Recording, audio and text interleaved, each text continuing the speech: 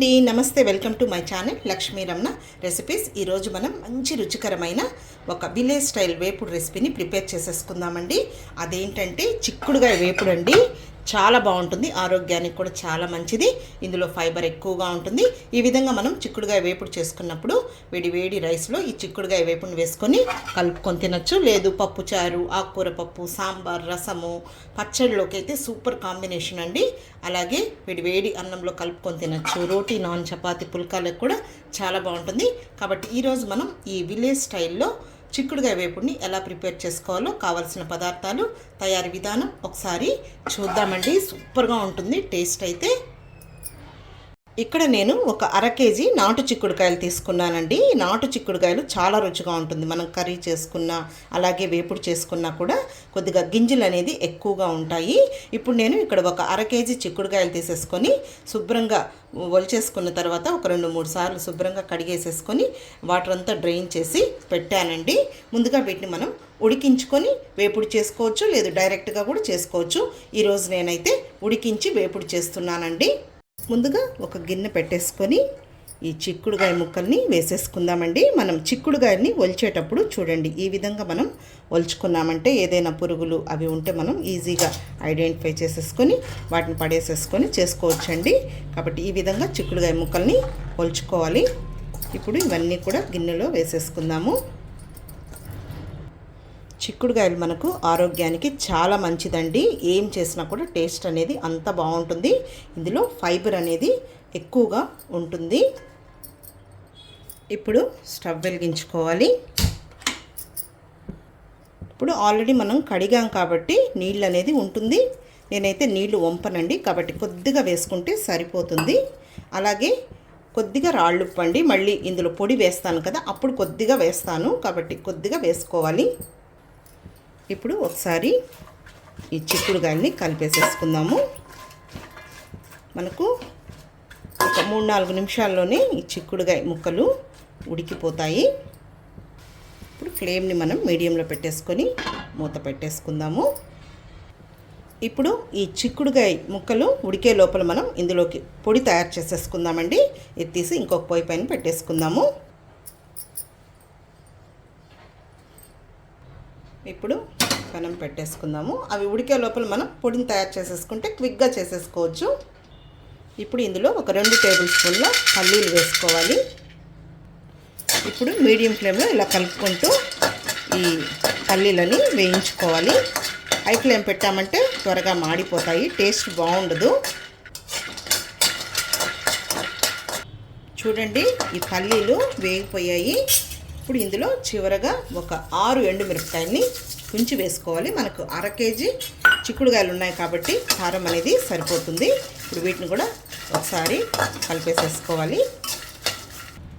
చూడండి, వేగిపోయాయి. మనం ముందుగానే ఆఫ్ చేసేసుకోవాలి. ఆ వేడికి కూడా వేగిపోతాయి. చూడండి, విత్తనాలు బాగా వేగితే మనకు ఎండుమిరపకాయలు వేగినట్టు. ఇప్పుడు ఇందులో 1 టేబుల్ స్పూన్ పుట్నాల పప్పులు వేసుకోవాలి. ఇవేం వేయించకూడదండి, ఆ వేడికి సరిపోతాయి. అలాగే 1 టేబుల్ స్పూన్ ఎండు కొబ్బరి ముక్కలు, ఇవి కూడా మనం స్టవ్ ఆఫ్ చేసిన తర్వాతే వేసుకోవాలి. ఆ వేడికి సరిపోతుంది. వేగిందంటే మనకు టేస్ట్ బాగుండదు. ఓకే అండి, ఇప్పుడు తీసి పక్కన పెట్టేసుకుందాం, చల్లారనిద్దాము. ఇంకా మనకు ఈ లోపల ఈ చిక్కుడుగాయ ముక్కలు కూడా ఉడికిపోయి ఉంటాయి. ఒకసారి చూద్దాము.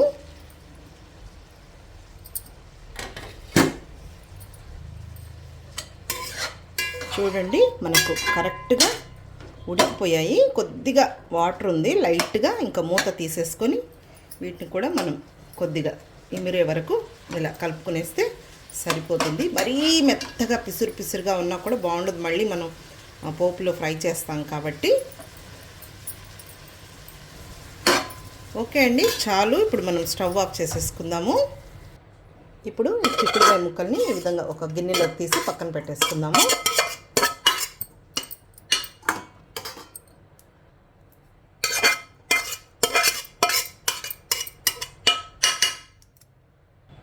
ఓకే అండి, ఇప్పుడు గిన్నె పెట్టేసుకొని స్టవ్ వెలిగించుకున్నాము.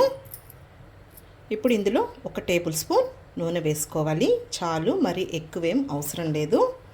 నేను ఇక్కడ పల్లి నూనె వేసానండి. నూనె వేడెక్కింది. 1/2 టీ స్పూన్ ఆవాలు, 1 టీ స్పూన్ మినప్పప్పు, కొద్దిగా పోపు దినుసులు ఎక్కువగా వేసుకుంటే బాగుంటుంది. అలాగే 1 టీ స్పూన్ పచ్చిశనగపప్పు, 1/2 టీ స్పూన్ జీలకర్ర వేసుకోవాలి. ఇప్పుడు మీడియం ఫ్లేమ్లోనే పోపు దినుసుల్ని మంచి కలర్ వచ్చే వరకు ఫ్రై చేసేసుకోవాలి. ఇప్పుడు పోపు దినుసులు వేగాయి. ఇందులో 2 ఎండుమిరపకాయల్ని తుంచి వేసుకోవాలి. ఇప్పుడు ఇందులో 1 మీడియం సైజు ఉల్లిపాయని సన్నగా పొడవుగా కట్ చేసి వేసుకున్నాము. అలాగే కొద్దిగా కరివేపాకు వేసేసుకొని ఈ ఉల్లిపాయ ముక్కల్ని 1 నిమిషం ఫ్రై చేసేసుకోవాలి. మనము ఆయిల్ అనేది ఒకే ఆయిల్ వాడకుండా కొంచెం సన్ఫ్లవర్ ఆయిల్ వాడతాం కదండి. అప్పుడప్పుడు ఈ విధంగా పల్లి నూనె కూడా వాడితే బాగుంటుంది టేస్ట్ అనేది. చూడండి, ఉల్లిపాయ ముక్కలు ఈ విధంగా వేగితే సరిపోతుంది. మళ్ళీ చిక్కుడుగాయ ముక్కలతో పాటు కొద్దిగా వేగాలి. ఇప్పుడు ఈ చిక్కుడుగాయ ముక్కల్ని వేసేసుకుందాం. కొద్దిగా నీళ్ళున్నా కూడా వేసేసుకోవాలి.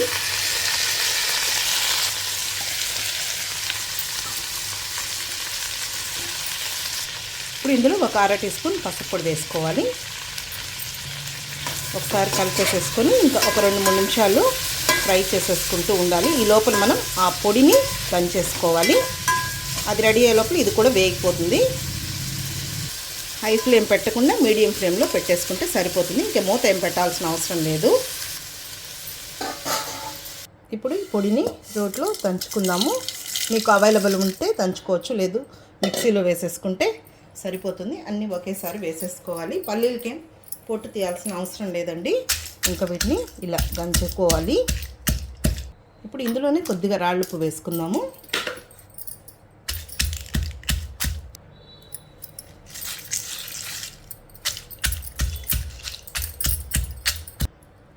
ఓకే అండి, ఇది మెదిగిపోయింది. మరీ మెత్తగా దంచకూడదు. చూడండి, ఈ విధంగా ఉండాలి. ఇందులో ఇప్పుడు 8 వెల్లుల్లి రెబ్బలు వేసేసుకొని పచ్చాగా దంచుకోవాలి. మరీ మెత్తగా దంచకూడదండి, పచ్చాగానే దంచాలి చాలు. ఇప్పుడు ఇది తీసేసుకుందాము. చూడండి, ఈ విధంగా పొడి అనేది ఉండాలి. ఈ పొడిని మనం వేడివేడి అన్నంలో నెయ్యి వేసుకొని కలుపుకొని కూడా తినచ్చు.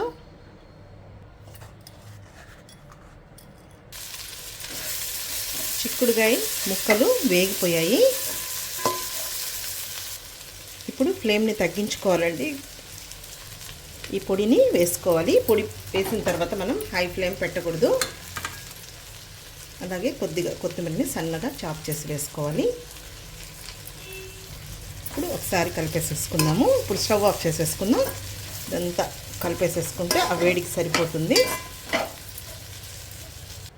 అంతే అండి, మనకు విలేజ్ స్టైల్లో చిక్కుడుగాయ వేపుడు రెడీ అయిపోయింది. ఈ చిక్కుడుగాయ వేపుడును కూడా మనం చాలా డిఫరెంట్ స్టైల్లో చేసుకోవచ్చండి. అలాగే మనం పల్లీలు, ఎండు కొబ్బరి వేసాం కదా, ఎక్కువసేపు మంట పైన వేడి చేయకూడదు, అప్పుడు ఫ్లేవర్ బాగుండదు తినేదానికి. అంతే అండి, చూసారు కదా నేను ఎలా చేశానో. చాలా బాగుంటుంది. అన్నంలో కూడా కలుపుకొని తినచ్చండి. రోటీ, చపాతీ, పుల్కాల్లో కూడా చాలా బాగుంటుంది. ఈ వీడియో మీకు నచ్చితే లైక్ చేయండి, షేర్ చేయండి. అలాగే కొత్తగా చూస్తున్న వారైతే నా ఛానల్ని తప్పకుండా సబ్స్క్రైబ్ చేసుకోండి. ఇంకొక మంచి వీడియోతో మళ్ళీ కలుద్దాం. నమస్తే అండి.